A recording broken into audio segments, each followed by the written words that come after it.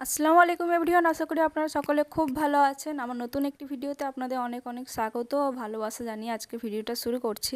অনেক দিন যাবত কোনো লং ভিডিও বা ভ্লগ ভিডিও শ্যুট করা হয়নি, আপনাদের সাথে শেয়ার করাও হয়নি। সময়ের অভাব বা ব্যস্ততার কারণে আর সেরকম লং ভিডিও করা হয় না। আজ অনেক দিন পর সময় আর অনেকটা ইচ্ছা শক্তি নিয়ে আবার লং ভিডিও শ্যুট করছি। আসলে লং ভিডিও এডিট করতে গেলে না অনেকটা সময় লেগে যায়, তার চাইতে অনেক কম সময় আমি শর্ট ভিডিওগুলো এডিট করে পোস্ট করে দিতে পারি, তার জন্যই আর সেরকম লং ভিডিও করা হয় না। আপনারা একটু জানাবেন আপনারা লং ভিডিও দেখতে চান নাকি শর্ট ভিডিও দেখতে চান। আর আজ সকালে ঘুম থেকে উঠে দেখি মা এখানে মাছ নিয়ে এসে আর তার পেট থেকে এতটা ডিম বেরিয়েছে। সকাল সকাল এই দৃশ্য দেখে তোমার মনটা খুব খুশি হয়ে গেল, কারণ আমি মাছের ডিম খেতে প্রচন্ড ভালোবাসি। তারপরে ফ্রেশ হয়ে আমি চলে গিয়েছিলাম পড়াতে। আজকে মাত্র একটা স্টুডেন্টই এসেছিল, এত বৃষ্টি হচ্ছিল সকাল থেকে আর কেউই আসেনি। ও একা আসে, আজকে ওকে একটু তাড়াতাড়ি পড়িয়ে ছুটিয়ে দিয়ে দিয়েছিলাম। আর এদিকে দেখুন আমি এখন চা নিয়ে বসে পড়েছি। এখানে আমি আর মা এখন চা খাবো। চা খেয়ে আমি আমার কাজ করবো আর মা মায়ের রান্নার জোগাড় করবে। তাহলে চলুন আমার কাজ এখন সাইডে রেখে মা এখন কি কি রান্নার জোগাড় করছে সেগুলোই আপনাদের সাথে শেয়ার করা যাক। আপনাদের প্রথমেই দেখালাম মা এখানে মাছটাকে নুন হলুদ মাখিয়ে রেখে দিয়েছে ভাজার জন্য। আরেকটি পাত্রে রয়েছে পেঁয়াজ লঙ্কা কাটা, আর এক জায়গায় রয়েছে আলু, আর এদিকে রয়েছে কচু আছে, কচু দিয়ে মাছ দিয়ে করবে। আর এখানে রয়েছে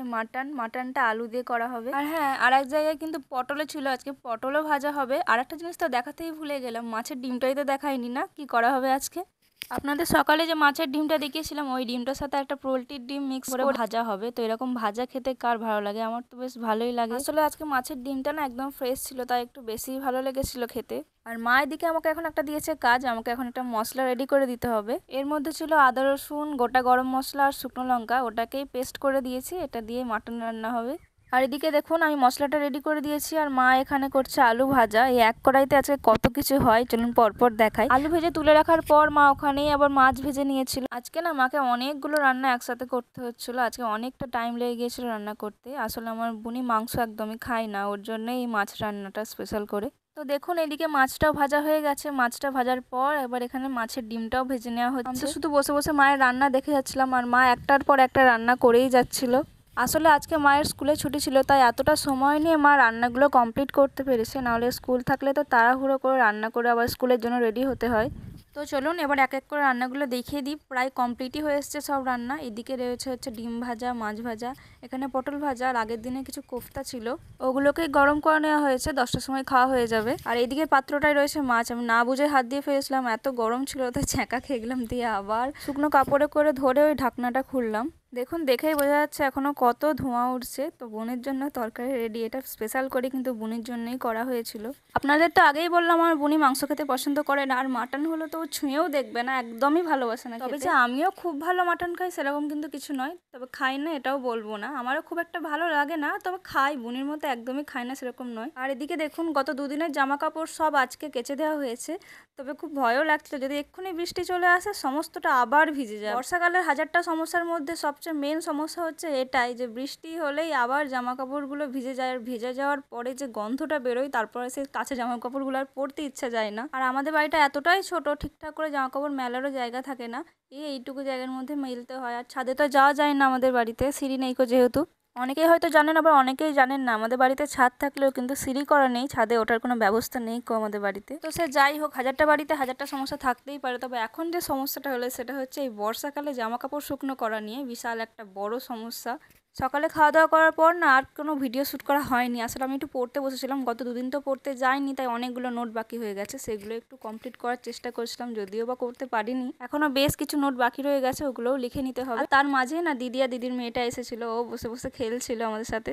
আর এদিকে দেখুন বৃষ্টি হয়ে চারিদিকের কি অবস্থা। আসলে এই বর্ষাকালে বৃষ্টি শুরু হওয়ার আগে পর্যন্তই বলতে ভালো লাগে যে বৃষ্টিটা একটু হলে চারিপাশটা ঠান্ডা হয়। আসলে এই বর্ষার বৃষ্টিটা ততক্ষণই ভালো লাগে যতক্ষণ আমরা সেটাকে গ্রহণ করার ক্ষমতা রাখি। যখন এই লিমিটটা ক্রস হয়ে যায় তখন আর গ্রহণ করার ক্ষমতা থাকে না আমাদের মতোই না হাজারটা বাড়ি আরো অনেক কত কত সমস্যা খুঁজলে বের হবে। সেই সমস্যাগুলো বললে তো আর সলভ হবে না, সেগুলো আমাদের পাশে রেখেই সবটা মেনে নিয়ে এগিয়ে যেতে হয়। তো চলুন সমস্যাগুলোকে এখন দূরে সরিয়ে রেখে এখন লাঞ্চটা করে নিই। আর লাঞ্চের সময় না আমাদের বাড়িতে কারেন্ট চলে গিয়েছিল, অন্ধকারে ভিডিও করেছিলাম, ঠিকঠাক ভিডিওটা ওঠেনি তাই জন্য। আর আকাশ মেঘলা করেছিল বলে সেরকম সূর্যের আলোও আসছিল না, একরকম ফ্লাশ জেলেই আমাদেরকে আজকে লাঞ্চ করতে হয়েছে। আর খাওয়া দাওয়া করার পর আমি একটু বসেছিলাম, আর একটু কাজ ছিল।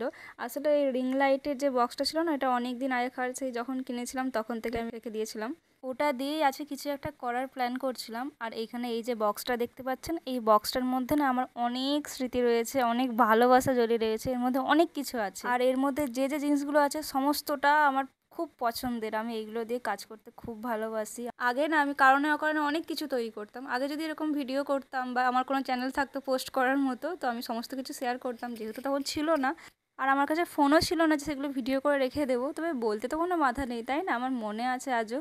আমি আমার স্কুলেই কত কিছু করে নিয়ে গেছি, আর যে কাজটা স্কুল থেকে দিত আমি নিজে হাতে করার চেষ্টা করতাম। আমার এইসব হাতের তৈরি জিনিসের প্রতি আলাদা একটা টান কাজ করে। আমার কাজগুলো আমি ভালোবেসে করি, আমার প্রচণ্ড ভালো লাগে এগুলো করতে। তো আজকে আমি কি তৈরি করছি সেটা আপনাদের সাথে অন্য ভিডিওতে শেয়ার করব। আজকে কমপ্লিট হয়নি তাই শেয়ার করতে পারলাম না।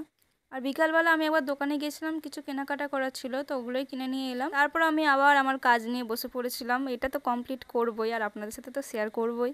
আর এদিকে দেখুন সন্ধ্যাবেলা চা কিন্তু রেডি। আর সন্ধ্যাবেলা চায়ের সাথে আজকে অনেক কিছু ছিল, বললাম না দোকানে গিয়েছিলাম তো তখনই এগুলো আনা হয়েছিল। আর আজকে সন্ধ্যাবেলায় কেউ পড়তে আসেনি, আসলে ওরা আমাকে আগের দিন বলেই রেখেছিল যে আজকে নাকি ওরা মেলা যাবে, যেহেতু আজকে রথযাত্রা, তো রথের মেলা হয় আমাদের এখানে, তার জন্যই বলেছিল ছুটি লাগবে। সত্যি বলতে জীবনে এই সময়টা হচ্ছে সবচেয়ে সুন্দর, সবচেয়ে মজার, যেখানে ছোট ছোট জিনিসে অনেকটা খুশি হয়ে যাওয়া যায়। আর আমাদের বাড়ি যে সব সময় মাতিয়ে রাখে সেই মানুষটারই আজকে জ্বর এসেছে, ওর প্রচন্ড শরীর খারাপ, কাল রাত থেকে জ্বর। বেচারিকে দেখে আমার খুব মায়াও হচ্ছিল, ওকে সবসময় আমি বকবক করতেই দেখি আর সবসময় বলি চুপ কর চুপ কর। এই এখন যে একদম চুপ হয়ে আছে না, দেখে সত্যি খারাপ লাগছিল। ও বেশি বকবক করলেই বরং ভালো লাগে, আমাকে যখন বকাই তখনই ও ভালো থাকে। ওর শরীর খারাপ হয়েছে, আমাদের বাড়ির কেউই সেটা মেনে নিতে পারে না। সত্যি বলতে ওর জন্যই আমাদের বাড়িটা এত হাসি মজার সাথে থাকে। আপনারা আল্লাহর কাছে একটু দোয়া করবেন যেন আমার বোনই তাড়াতাড়ি সুস্থ হয়ে যায়। আর আব্বু এদিকে দেখুন জিলিপি নিয়ে এসেছে, ওকে বলছিলাম খা একটুখানি, ও খাবেই না, তাই জন্য আমি একা একাই খেয়ে নিলাম। তো চলুন আজকের ভিডিওটা এখানে শেষ করি। আপনারা সকলে ভালো থাকবেন, সুস্থ থাকবেন। আশা করছি আবার খুব তাড়াতাড়ি দেখা হবে নতুন একটা ভিডিওর সাথে। আজকের মতো এই পর্যন্তই। ভিডিওটা ভালো লাগলে একটা লাইক করে দেবেন, চ্যানেলে যদি নতুন হন তাহলে সাবস্ক্রাইব করে দেবেন। তো চলুন আজকের মতো টাটা,